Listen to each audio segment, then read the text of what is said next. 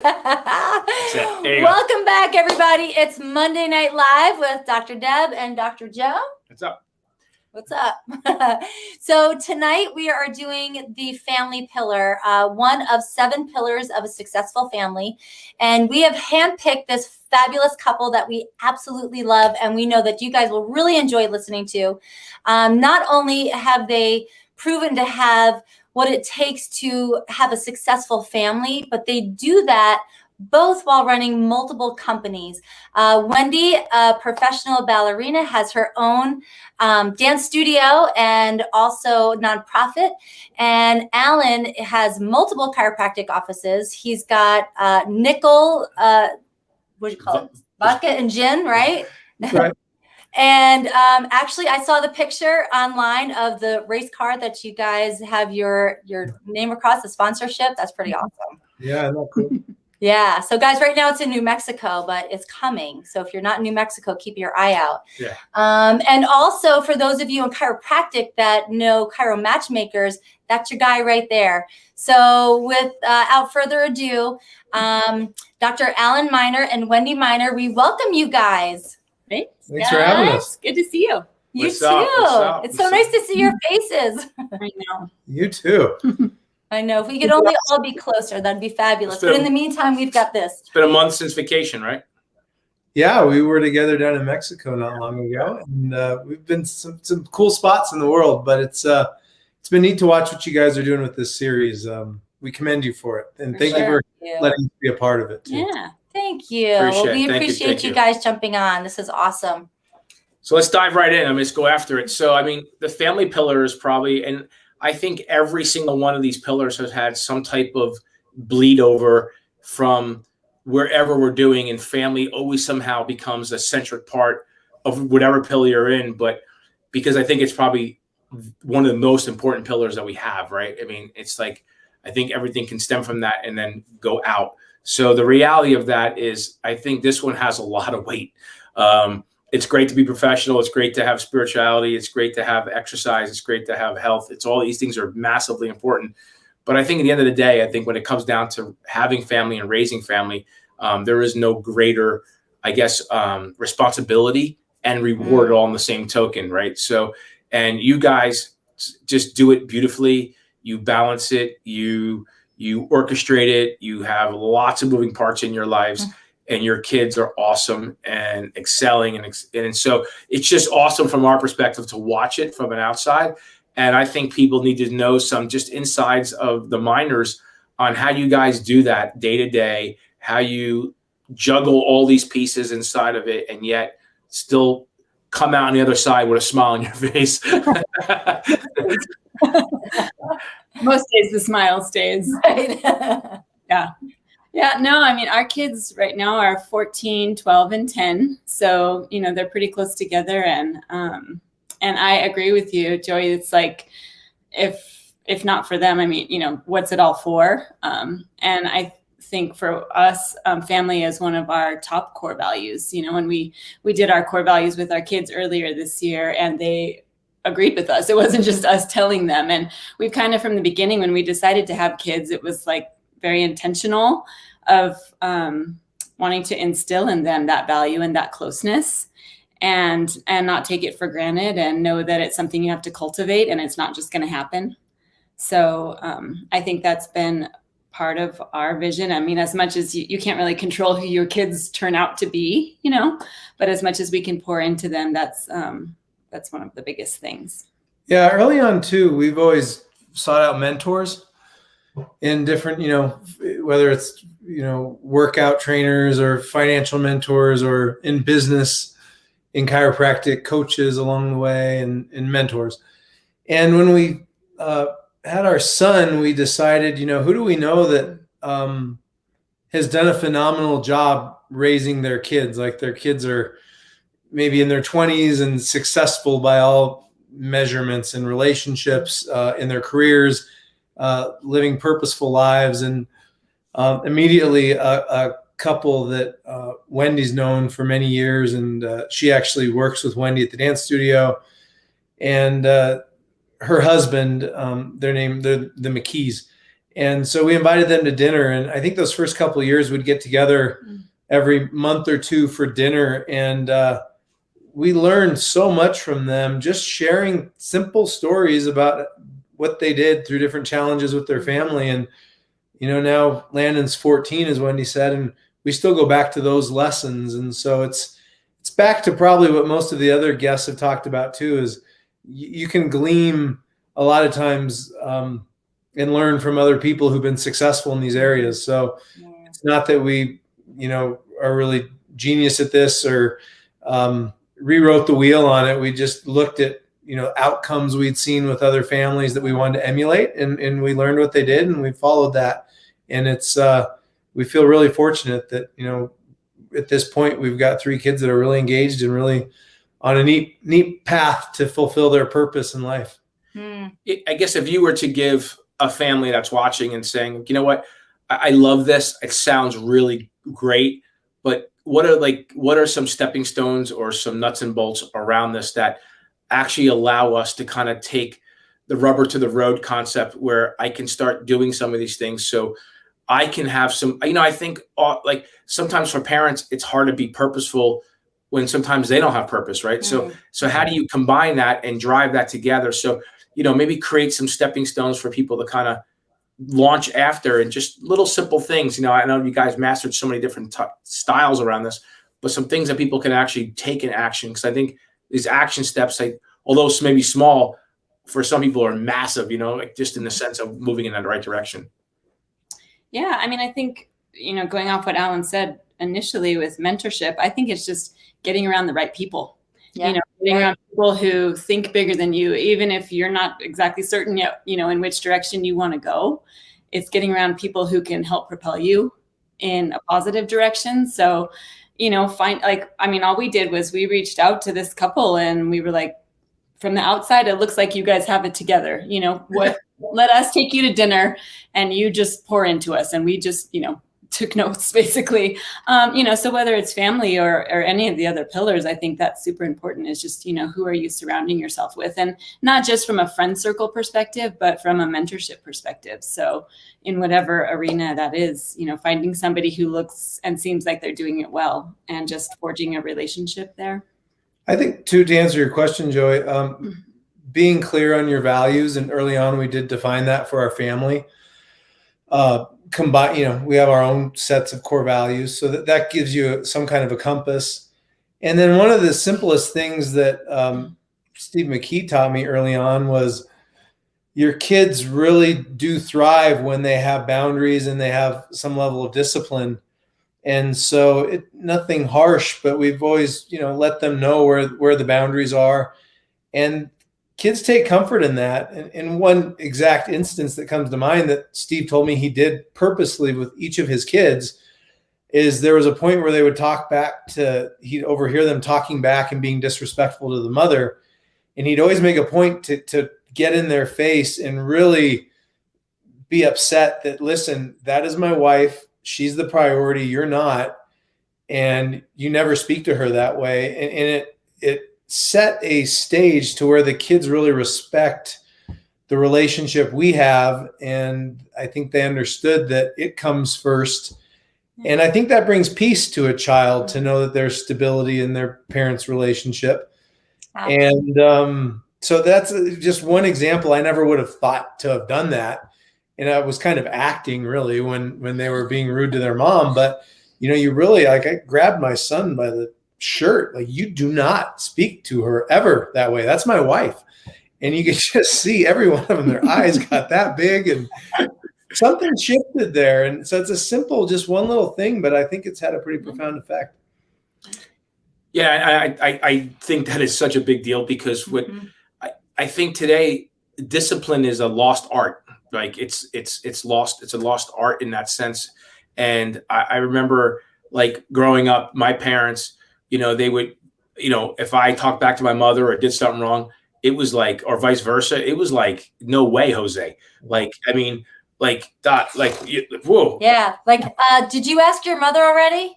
Yes. Okay. What'd she say? Then that's what goes, like even that, you don't play two ends against the middle. You have to be an undivided front. Nobody gets in the middle of the two of you. So I completely agree with you on that for sure.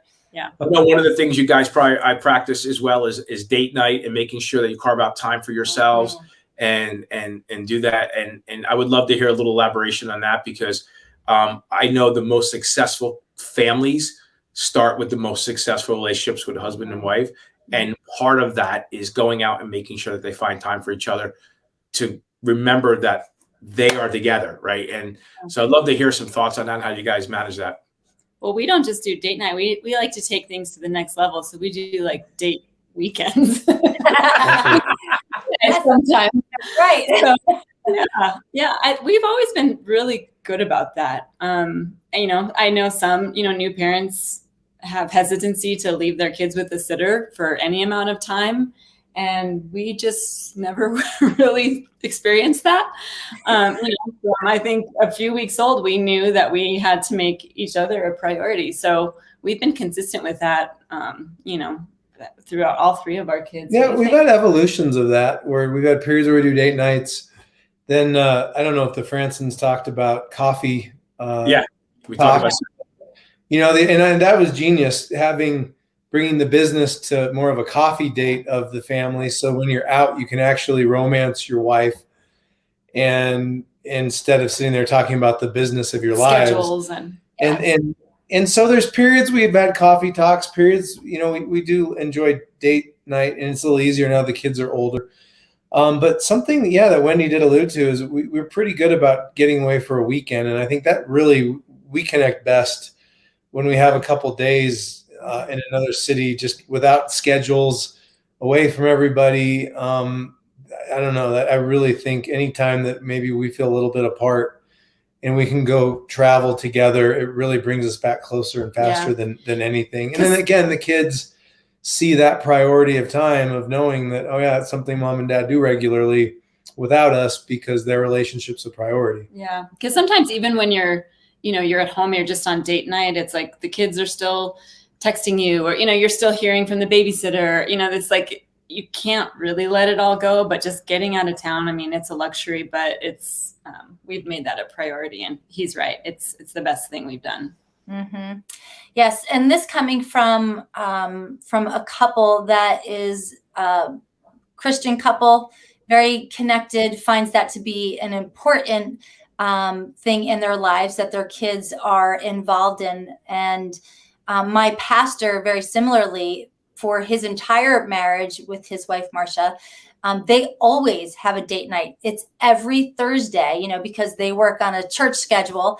Every Thursday is their night, and nothing, unless it's an emergency, nothing gets in the way. And making sure that your relationship is a priority. He says exactly the same things that you guys do. So one of the things that I want to talk about that I think is really fun, and different ways that you guys, that all of you out there can feed into your kids, is not just opening up and having conversations about how was your day and, teaching them lessons, but also the things that we feed into their psyche, the way they think about themselves. And so, Alan, one time I was away with Wendy and we called you, or you called her, I'm not sure which, and you were driving the kids to school, and you had this mantra that you did with the kids that we were all doing it with you. It was so fun. I was like, I want to be in that car with them. Tell me about some of the things like that you guys do. Yeah, we, those are our morning affirmations. And so I don't know if this is particular to chiropractors, but early on in my chiropractic career, I learned about, you should be your own best friend. And if most people, what's the saying? If somebody talked to you the way most people talk to themselves, you'd hate yourself. So then I started recording just things that I liked, that I wanted in my mind. So I started each morning reading those, and just kind of naturally, when the kids were old enough and I got to drive them to school, you're just sitting there and it seems like this is pretty special time I don't have forever. What can I do to pour into them? So out of that, we started our morning affirmations. And, I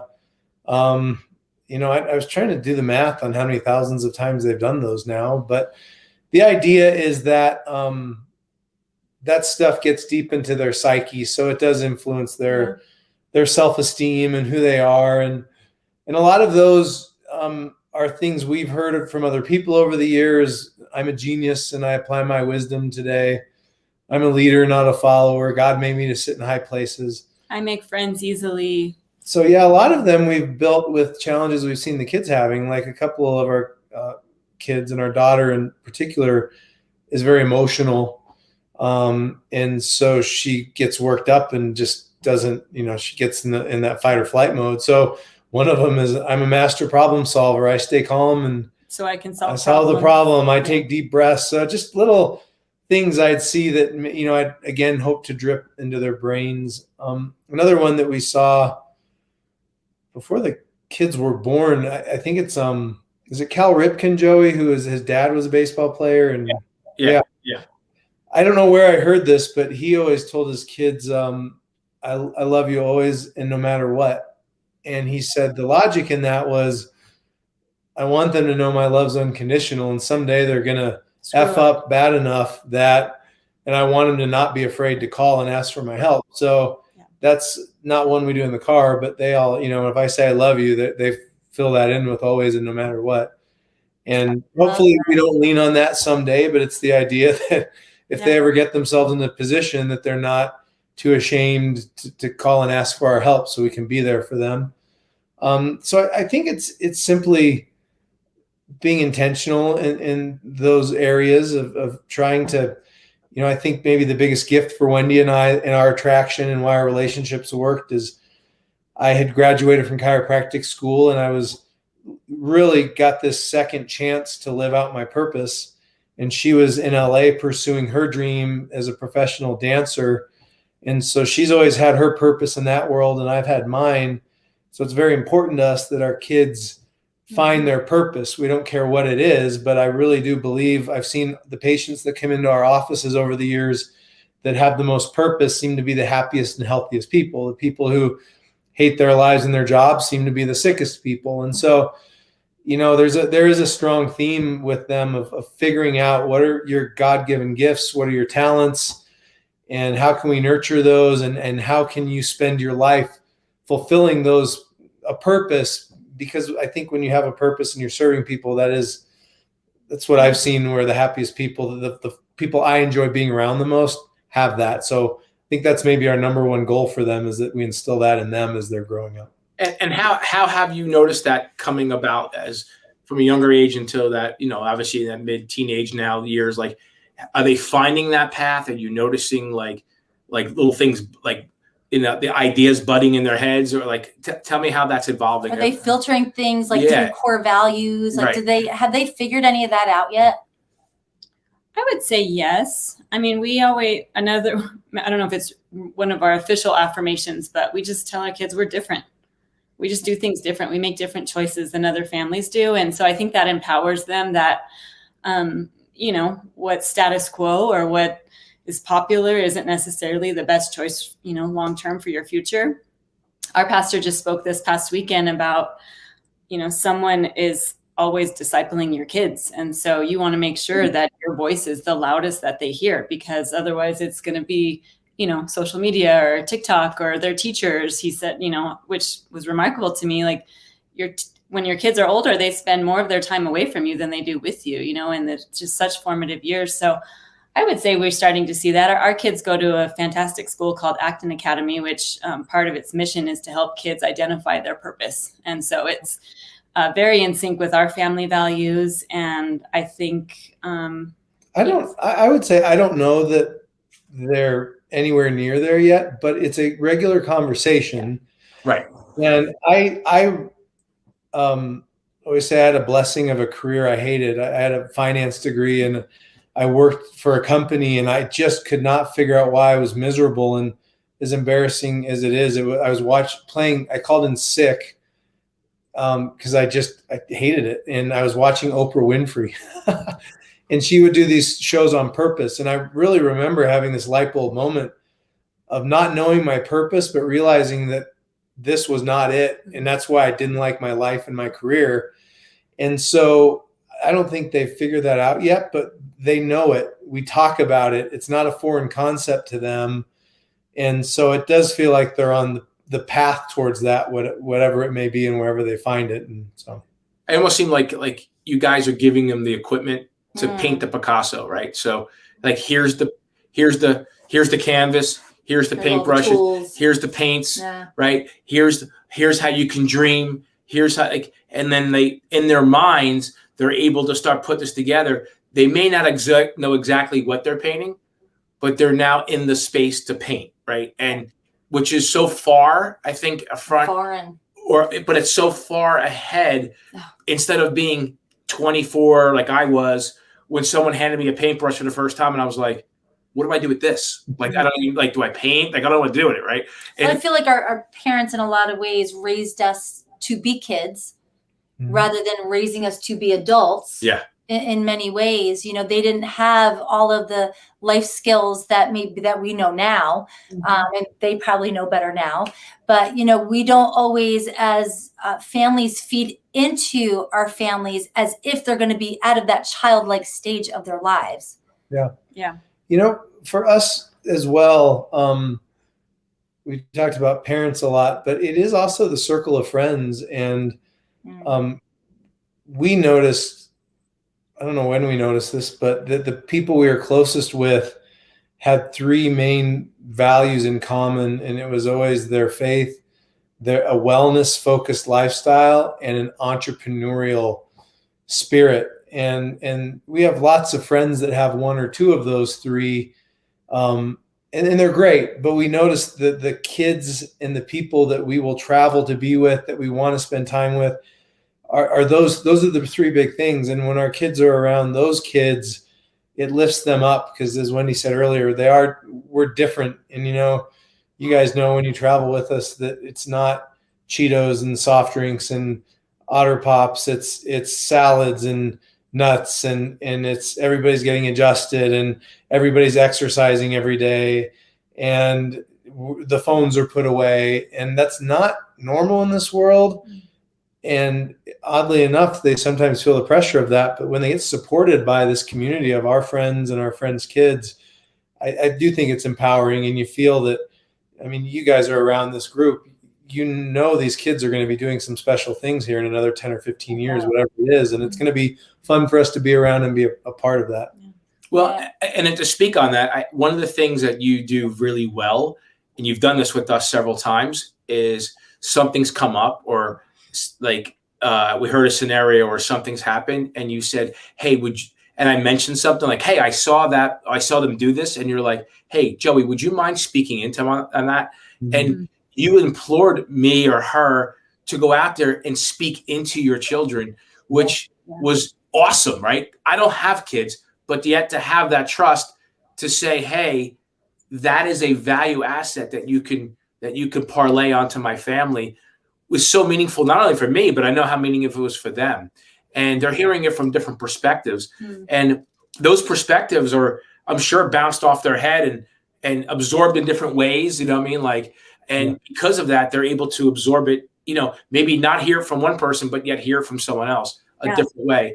And I tell you, that is so awesome that you do that, because like when it happens and then I watch the light bulb go on, I'm like, wow, there's the genius right there, you know?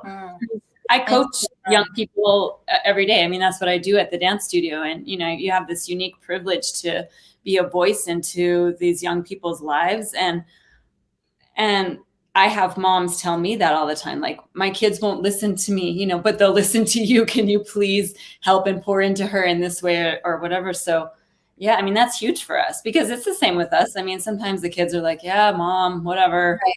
You know, we hear you say it all the time, but if Dr. Deb says it, it's like, I mean, it's truth, you know? It's true. It must be true. It didn't come from mom's mouth. I try to be the cool aunt, you know? You are. Yeah.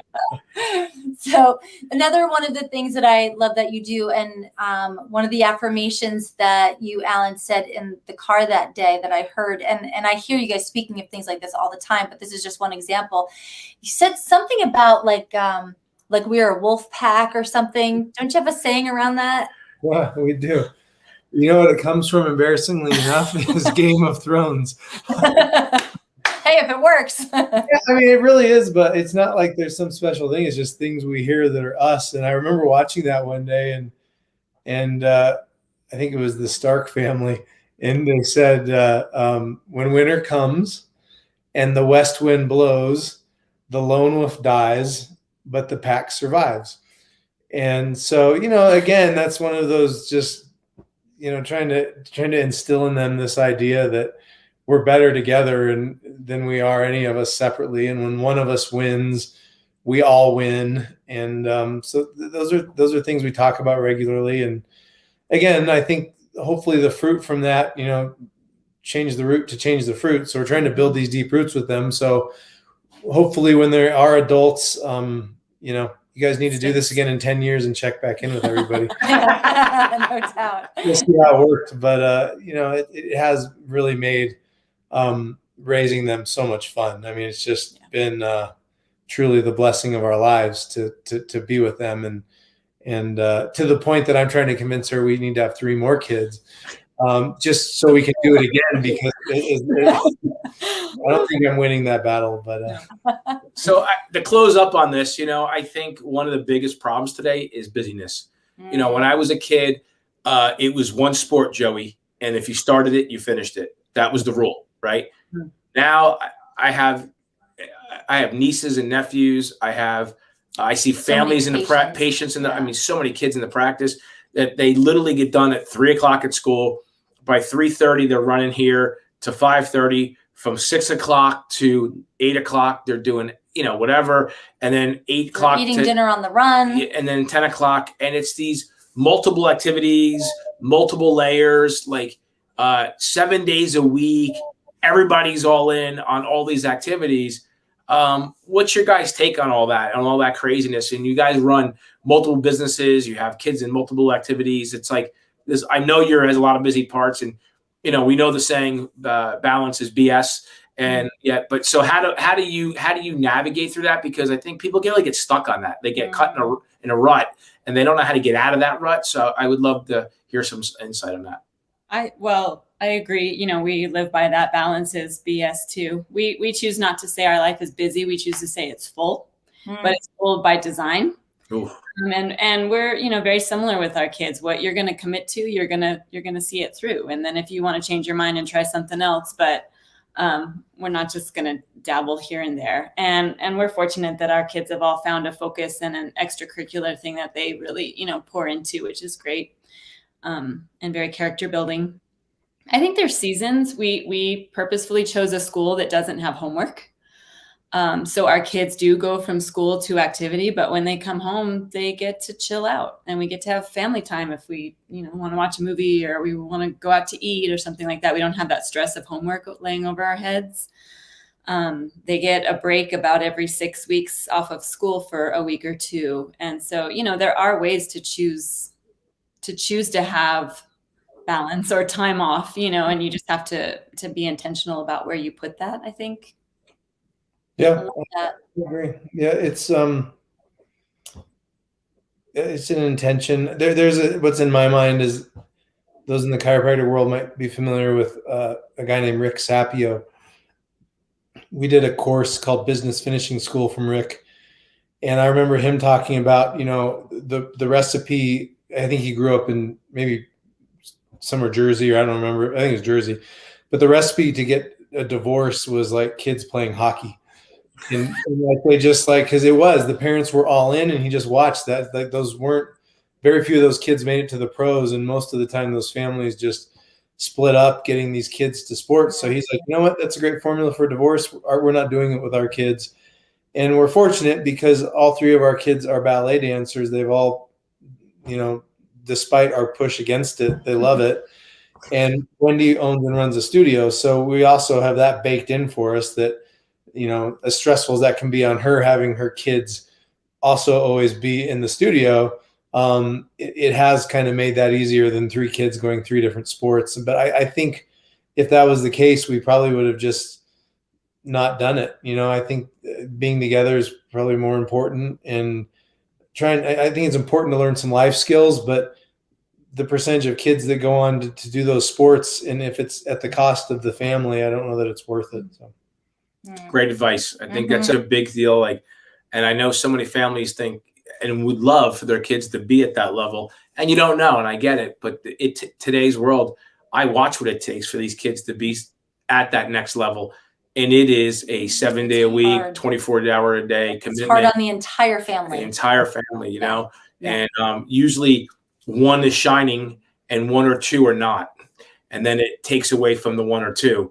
And that becomes another dynamic issue inside the house, because this one child is the push and the other two are kind of in the shadow.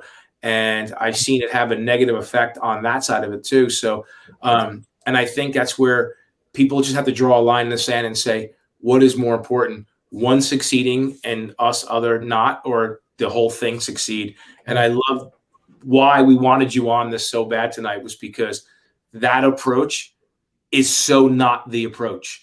And it is so what is needed in today's world, is that we need families to step up and stand up for each other and not something outside them. You know, in chiropractic, we always talk about the inside out, right? Like everything happens from the inside out. The healing happens from the inside out. Help comes from the inside out.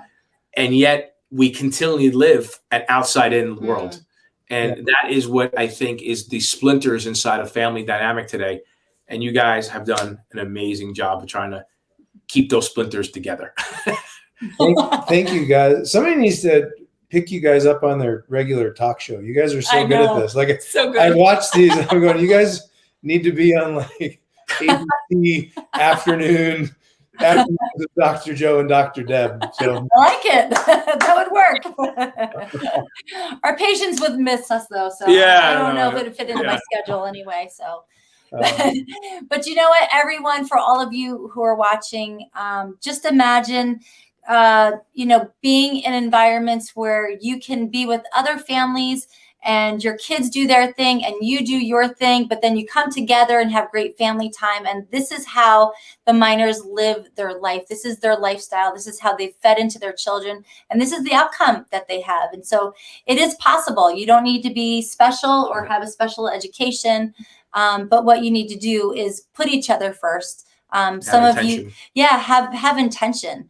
And of course, when we have divorced families, that's not always possible. So the best you could do is the best that you can do, and try to have relationships with that person that you no longer live with, because it matters. Every conversation outside the children and together with the children, every one of them matters. So guys, I want to thank you so much for joining us tonight. What a blast. I miss you so much. And tell the kids that we said hello. Yes. And we'll see you in about a month. Here, Gigi. A month. Here's Gigi. Oh, where's she at? Hey, Hey! Get on the camera. Lean in. Hey. What's up? He's behind the camera going, hi, Deb.